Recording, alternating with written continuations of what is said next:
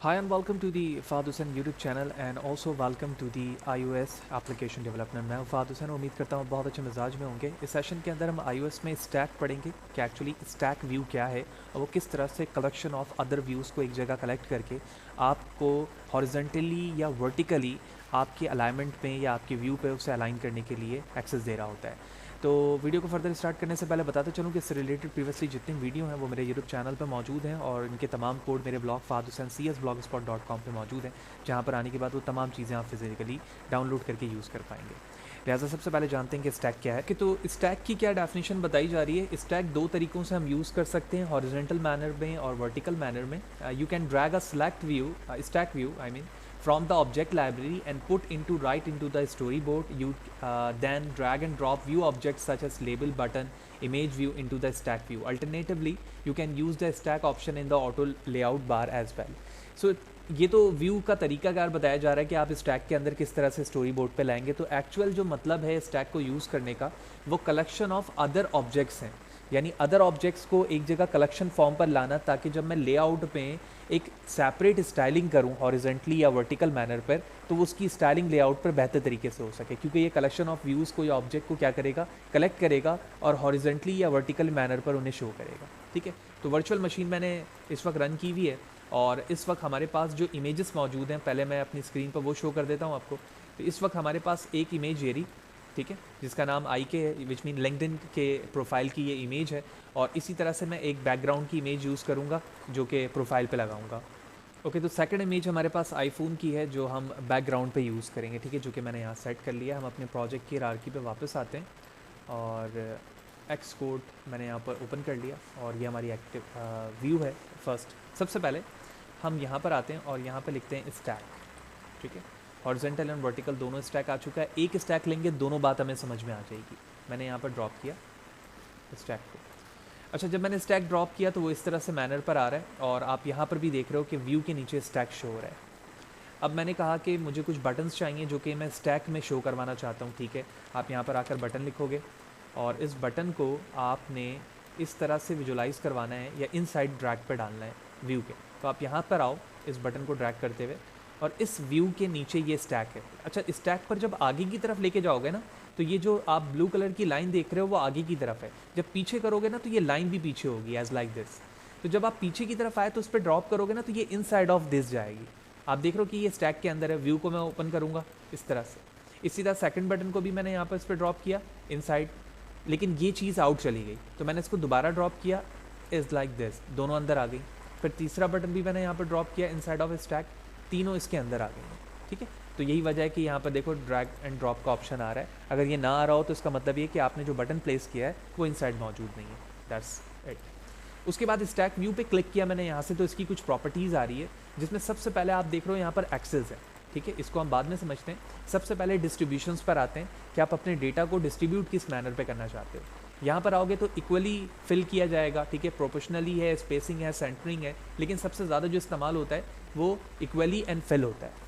तो मैंने इसको कर दिया इक्वली एंड फिल। और ऊपर वाली अलाइनमेंट है, यानी टेक्स्ट की अलाइनमेंट जो है वो किस फॉर्म पर आपको चाहिए। तो मैं ऊपर वाले पर आऊँ तो यहाँ पर देख रहे हो टॉप, सेंटर, बॉटम है। तो मैं पहले स्पेसिंग देता हूँ। तीसरे ऑप्शन पे यहाँ पर स्पेसिंग मौजूद है, या बटन के दरमियान स्पेस कितना होना चाहिए। मैंने यहाँ पर 20 यूनिट लिखा और आप देख रहे हो बटन के दरमियान 20 distance in term of the pixels यहाँ पर आ चुके हैं। अब आप यहाँ पर आओ दोबारा से और स्टैक पे क्लिक करो और अब फिल वाले पर आओ तो ये देखो टॉप पर फिल ऑप्शंस आ रहे हैं। ठीक है, इसी तरह सेंटर पे टेक्स्ट आ सकते हैं और बॉटम पर आ सकते हैं। ये सारी चीज़ों की चेंजिंग अभी हमें प्रॉपर्ली समझ में आएगी जब मैं इसकी अलाइनमेंट को डिस्टर्ब करूँगा। स्पेसिंग भी हो गई। अब नीचे की तरफ आते हैं।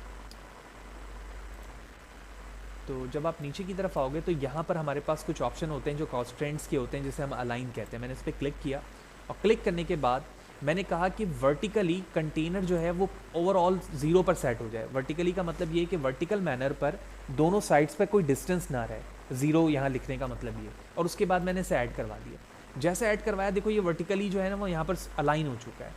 उसके बाद सेकंड जो है उसके बाद हमारे पास ऑप्शन है वो ऐड न्यू कंस्ट्रेंट है। इस पर आप आओ। यहाँ पर आने के आप देख रहे हो यहाँ पे लिखा हुआ कंस्ट्रेंट, तो आप इन दोनों को लेफ़्ट और राइट को 0 कर दो। इसका मतलब ये होगा कि 0 लेफ़्ट और राइट से कोई डिस्टेंस नहीं रहेगा इसमें, यानी फिक्स हो जाएंगे लेफ़्ट और राइट से। उसके बाद मैंने इसे ऐड करवा दिया। देखो दोनों फिक्स हो गए। फिक्स होने के बाद ये इसकी लेंथ बन गई है। अब टॉप पर दोबारा आओ और टॉप पर आने के बाद हॉरिजेंटली को वर्टिकल करो, देखो वर्टिकल मैनर पर सेट हो गए।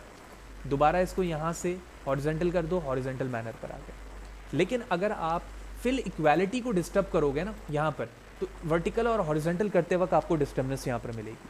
तो ज़्यादातर जो मैनर्स पे इस्तेमाल होते हैं डिस्ट्रीब्यूशन, वो फिल अलाइनमेंट के साथ फिल इक्वालिटी या फिल इक्वली के लिए इस्तेमाल होता है। जबकि आप जब उसको हॉरिजेंटल करो या वर्टिकल करो, दोनों में आपको अलाइन बेहतर दिखेगी। पहला काम ये हो गया। तो अब मैं इसको वापस वर्टिकल कर देता हूँ। वर्टिकल करने के बाद पहले वाले बटन पे इस जगह से आप क्लिक करो, और मैं अब अपने बटन्स पर और इसी तरह बैकग्राउंड इमेजेस पर भी यानी बैकग्राउंड व्यू पे भी इमेज यूज़ करना चाहता हूँ। तो सबसे पहले तो मुझे क्या करना होगा कि मैं आऊँगा अपने प्रोजेक्ट पर के एसेट के फोल्डर पर, और यहाँ पर आने के बाद वो दोनों इमेजेस ऐड करवा दूंगा जो इस वक्त मेरे पास मौजूद है। मैंने 3 बटन्स करवाए हैं। अगर आपके पास 3 मल्टीपल इमेजेस हैं तो आप उसे ऐड करवा लो। जिस तरह से एप्लीकेशन में होता है कि अगर आप लॉगिन करना चाह रहे हैं तो लिंक्डइन के ज़रिए से लॉगिन हो जाएं, फेसबुक के ज़रिए से हो जाएं, जीमेल के ज़रिए से हो जाएं, तो उस बटन पर आप इमेज प्लेस कर सकते हो। तो मैं फाइल पर जाता हूँ, एसेट के फोल्डर में आने के बाद, और ओपन पे क्लिक किया, और यहाँ से मुझे 2 इमेजेस ड्रॉप करनी है।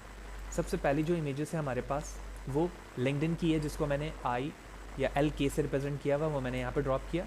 उसके बाद आईफोन की इमेज है जो मुझे बैकग्राउंड पे लगाना है, मैंने उसे भी यहाँ पर ड्रॉप कर दिया। दोनों इमेजेस हो गई, कैंसिल किया, फोल्डर स्ट्रक्चर में वापस आऊँगा, मेन स्टोरी बोर्ड। अब हमें क्या करना है, अब हमें इन बटन्स को उस इमेजेस पे रिप्लेस करना है। तो मैंने यहाँ से स्टैक के अंदर आने के बाद बटन पे क्लिक किया, इस पर लिखा हुआ है टेक्स्ट बटन, वो मैंने हटाया, और उसके बाद यहाँ लिखा हुआ है इमेज। यहाँ से आप चाहें तो वो इमेज ले सकते हैं, तो वो मैंने इमेज पे क्लिक किया। आप देखो उस इमेज पर आपका बटन अलाइन कन्वर्ट हो चुका है। इसी तरह सेकंड इमेज पर आता हूँ, सेकंड बटन पर आता हूँ, मैंने टेक्स्ट यहाँ से हटाया, और उसके बाद जो इमेज तुम लेना चाहते हो वो ले लो, क्योंकि मैंने एक ही इमेज को बार बार यूज़ करना है जस्ट फॉर द अंडरस्टैंडिंग। आपके पास डिफरेंट इमेजेस हैं, आप डिफरेंट प्लेस कर सकते हो। फिर तीसरे पर आया, टेक्स्ट यहाँ से हटाया, और उसके बाद मैंने यहाँ से तीसरी इमेज इस तरह से ले ली। अब फॉर एग्जांपल ज़रूरत इस बात की है कि कहा जाता है कि इन स्टैक के अंदर मुझे एक लेबल ऐड करवाना है जिसमें बताना है कि choose one of the option for login और साइन अप।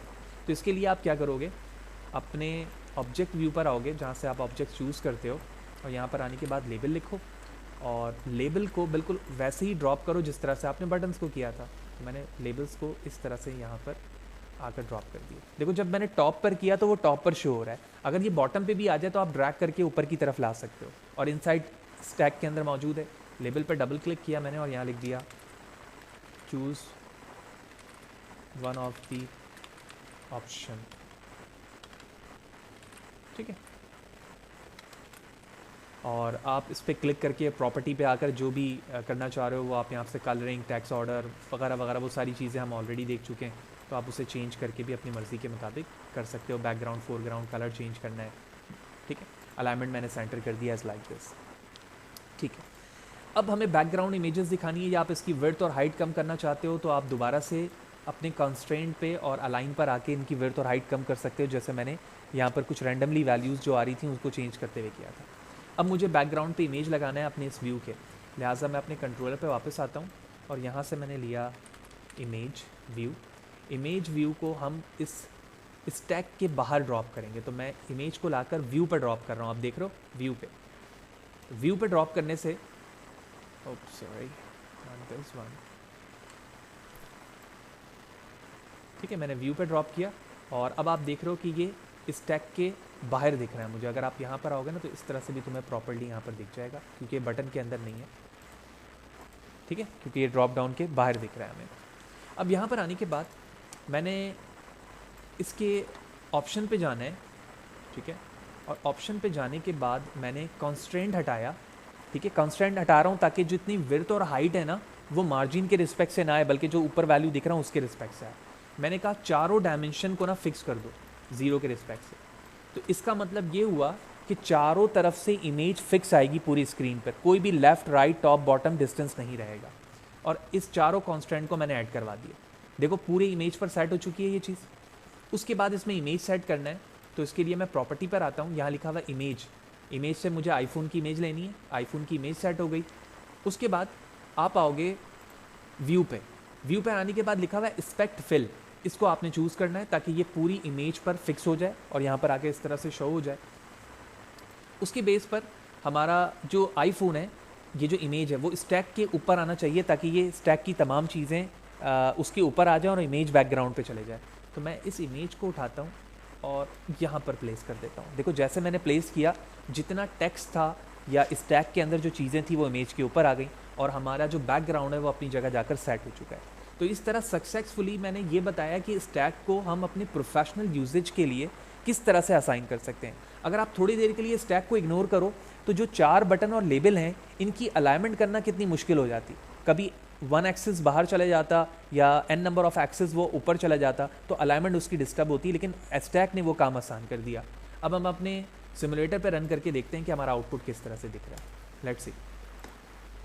तो आप देख रहे हो कि सिमुलेटर हमारे सामने है और एक राइट और एक ब्यूटीफाई मैनर पर आपकी स्क्रीन पर वो 3 बटन्स दिख रहे हैं जो साइज़ आपने रिजर्व किया था, और टेक्स्ट साइज़ मैंने इस वक्त डिफ़ॉल्ट रखा है। यही वजह ऊपर लेबल पे चीज़ें जो है वो उस साइज़ पे लिखी हुई आ रही हैं। और इसी तरह से अगर मैं दोबारा जाऊँ और इसके मैनर्स को यानी अलाइनमेंट को चेंज कर दूँ स्टैक पे, तो मैंने स्टैक पे क्लिक किया, वर्टिकली को मैं हॉरिजेंटली कर दूंगा तो वो हॉरिजेंटली मैनर में भी इस तरह से आ जाएगा। जाहिर सी बात है इमेज की जो विड्थ है डिफ़ॉल्ट तौर पर वो उस हिसाब से उसे एडजस्ट कर रहा है जितना एरिया है। तो हमें पता होता है कि हम अपने अलाइनमेंट को कब वर्टिकल रख रहे हैं और कब हॉरिजेंटल रख रहे हैं, और यही चीज़ जब हमने स्टैक को चूज़ करना शुरू किया था तो वो इसी बेस पर है कि आप वर्टिकल लेना चाहते हो और हॉरिजेंटल लेना चाहते हो। तो मैं वर्टिकल को भी हॉरिजेंटल बना सकता हूँ और हॉरिजेंटल को भी वर्टिकल बना सकता हूँ। कैसे, जो सारी चीज़ें हमने इस ऑप्शन पे जाना। इन चीज़ों को प्रोफेशनली उस जगह पर इस्तेमाल किया जा सकता है जहाँ पर आप एक प्रोफेशनल लेवल की यूआई जनरेट करते हैं। जैसे फॉर एग्जांपल मैं प्रोफेशनली एक नॉर्मल कैलकुलेटर बनाना चाह रहा हूँ, वहाँ पे इस्तेमाल कर सकता हूँ। लॉगिन पेज बनाना चाह रहा हूँ, साइन अप पेज बनाना चाह रहा हूँ, कलेक्शन ऑफ टेक्स्ट बॉक्सेस उसके अंदर मौजूद होंगे, तो उनको इस्तेमाल करते हुए आप अलाइन वे पर यूज़र को वो चीज़ें दिखा सकते हो।